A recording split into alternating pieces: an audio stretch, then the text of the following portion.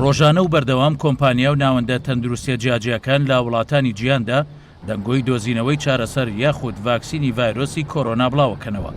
هاوکات ڕۆژ بە ڕۆژ گومانەکان لەبارەی ئەگەری بە سیاسیکردنی ئەو بابەتە و فشارەکان بۆ ڕێگری لە بەرهەمێنانی ڤاکسینی ڤایرۆسەکە زیاترە بێ.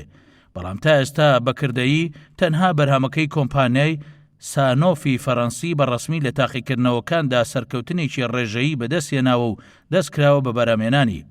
ئێستا ئەمریکا و بەریتانیا و زۆرێک لە وڵاتانی جیهان بە شێوەیەکی سەرەکی دەرمانی ڕێمدسیڤەر کە ساڵی 2015 بۆ چارەسەری توشبوانی ئیبۆلا بەرهەم هێنرا و لەو بوارەدا سەرکەوتوو نەبوو بۆ چارەسەری توشبوانی کۆرۆنا بەکاردێنن.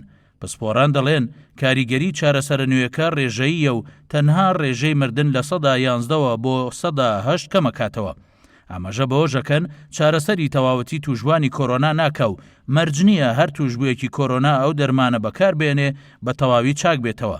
بەڵام بۆ ئەم قۆناغا باشترین و پێشکەوتوترین چارەسەرە.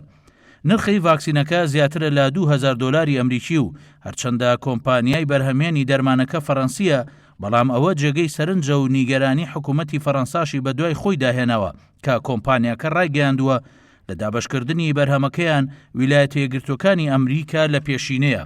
هاوکات بە پێی زانیاری ڕۆژنامەکان پێشەوەی کۆمپانیاکە دەست بە بەرهەمێنانی دەرمانەکە بکات، ئیدارەی ئەمریکا بە سەرۆکایەتی دۆناڵد ترامپ گرێبەستێکی بۆ کڕینی 500,000 ڤاکسین لەگەڵ کۆمپانیاکە ئیمزا کردووە.